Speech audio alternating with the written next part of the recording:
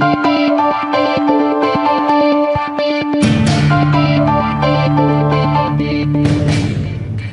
and welcome to A Spirited Debate. I'm Lauren Green. Boko Haram has been terrorizing Nigeria's Christian community for years now, victimizing those who would stand in the group's way of creating an Islamic state.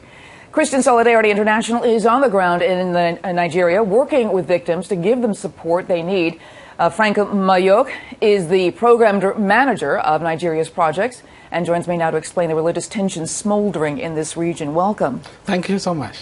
You know, the interesting thing about Boko Haram, which I didn't know before, is that they really come out of Sudan. And we know the strife that was in Sudan, where they broke the country in two. So explain where they come from. Well, I can put it this way. Nigeria, after independence, the first two missions they have, one was in London and one was in New York. The third mission after that was in Sudan. And there is a reason for that. Sudan is the shortcut to Mecca. Someone from Nigeria, they go through Chad and go to Sudan and then go to the Mecca for the pilgrim. The Mecca, to go to Mecca, yes. Right. Mm-hmm. And because of that, there are a lot of Nigerians who go to Sudan on the way to Mecca. Mm-hmm. And when they come back and they are poor, they stay there. Mm-hmm. And Sudan become their own country. Now, when the Islamic government came to Sudan in 1998, and their agenda was to Islamize the Sudan in general, they were working with Nigerians. They were working with Osama bin Laden. When Osama bin Laden was pushed out from Sudan, he took with him one group of the terror, and then another group left in Sudan, and the third group was sent out to disturb the neighboring country. Part of those groups were Boko Haram, who were sent to Nigeria.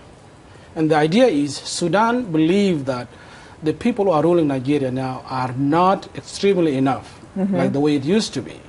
So the Boko Haram, people who start Boko Haram, they did the training in Khartoum with Osama bin Laden, and then they were sent to Nigeria.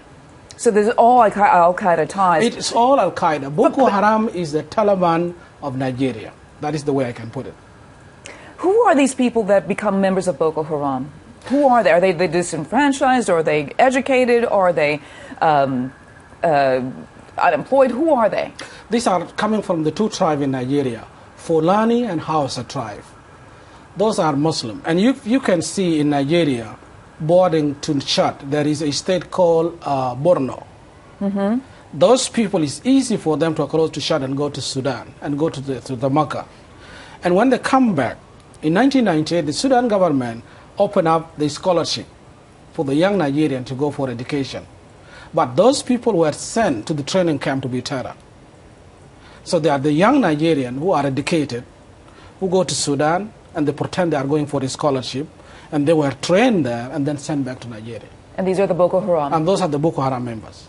From January 2012 to July of 2013, Boko Haram bombed, burned, or attacked 50 churches, killing at least 366.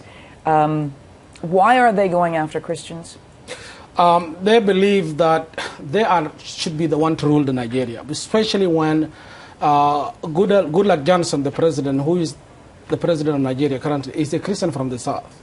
And I think that set them off, that how could the Christian be a president in the country where there is a Muslim. They believe that the country should be ruled by Sharia law. And if you can see to Nigeria, the 12 states in the north, they apply the Sharia law in the country, even though there are minority Muslims who live with them, Christian. But still they apply the Sharia law. So to them is that they should take all the Nigerian to be ruled by Islamic law. So they are not happy with the system of the government in Nigeria currently. The level of violence, we are just now learning about the Boko Haram because of the violence, because they've kidnapped these hundreds of Christian schoolgirls.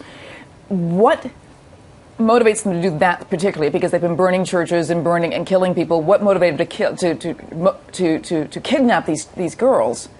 But what can the government do, and what are they trying to do? Well, I think the government in Nigeria is in a very tough situation. With my work in Nigeria with the victim of Boko Haram, you know, the Nigerian military is made up with the different tribes and different religions, and it's very hard for them to fight the Boko Haram. I think that is one of the reasons the Nigerian army is unable to crush the Boko Haram. Because they'd be fighting against each other. Of course, they're themselves. Right. If you go to attack Boko Haram, the news will leak to them easily from inside the military. And that is one of the reasons that the government is not doing well. And part of it, there are wealthy people in Nigeria who are Muslim, who are supporting the Boko Haram in secret. They are not coming out to say, this is what we are doing. They are not happy with the with the Christian president in the country. So their job is to get rid of Goodluck Johnson and put the Muslim guy in. So tacitly, they are supporting the Boko Haram, these wealthy people in Nigeria. Correct, in a secret, but they are not coming out to say this frankly. And the Sudanese government is behind them, and they are not coming out to say that they are supporting this. Because to them, they believe that in 60s, the Nigerian was strongly ruled by the Muslim leaders. And they see now things are changing. All what they want to do is to have the power in Nigeria to contain the Christianity in Nigeria. That is the whole agenda. They want to exterminate the Christians? They want them to eliminate them. They want them to be minority. They want them not to have power in the country. And to do that, they're terrorizing. They're terrorizing them. And what kind of things have you seen of the victims? Because you've been working on the ground with the victims of the Boko Haram. What kind of things have you been seeing, and what kind of things have you been hearing? Well, for instance, the one group I'm working with in Madela, in Niger Delta, there were people in 2011 went to the church during the Christmas. And when the Christmas was parked, the car was detonated and it was exploded and killed about 43 people in the church. And about 200 members of the church were wounded. And these are the people I'm working with now. People who lost hands, who lost eyes. Some of them, still have mental in their brain, and they are suffering of that. Some people lost their business, and they have to start doing that.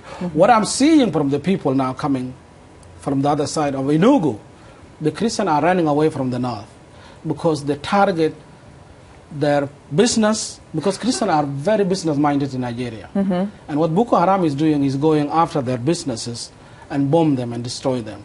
In the northern Nigeria, in one state, there were about 52 churches. Today, only 2 of them left, and 50 of them has been destroyed by Boko Haram. So all these people are coming back from the north, running to the south to save their life because they are afraid of the violence. And these are the people I'm working with to support them. Are we going to see 2 states in Nigeria like we've seen in Sudan, in the years to come? Is that where we're headed? Right, but we should prevent that. We should not let that happen to Nigeria, really. The world should stand up, because if we allow that to Boko Haram, it is going to be Islamic government in the middle of Africa. And we know that their aim is not only Nigeria, their eyes is on the other country. So if they manage to form their own country in Nigeria, for sure they will move to the next neighbor country and they will terrorize them. So I believe the way we dealt with Taliban should be the same way we should deal with the Boko Haram. Wow. Franco Mayok, thank you very much for being here on A Spirited Debate. You were the project manager for Nigeria projects of the Christian Solidarity International. You're on the ground in Nigeria. Thank you very much for opening our eyes and to shedding some light on what's going on actually in Nigeria. And our website is www.csi-usa.org. Okay. People can look into that and absolutely, yes. www.CSI, that's Christian Solidarity International, -USA.org. Thank you so much for being here. Thank you so much.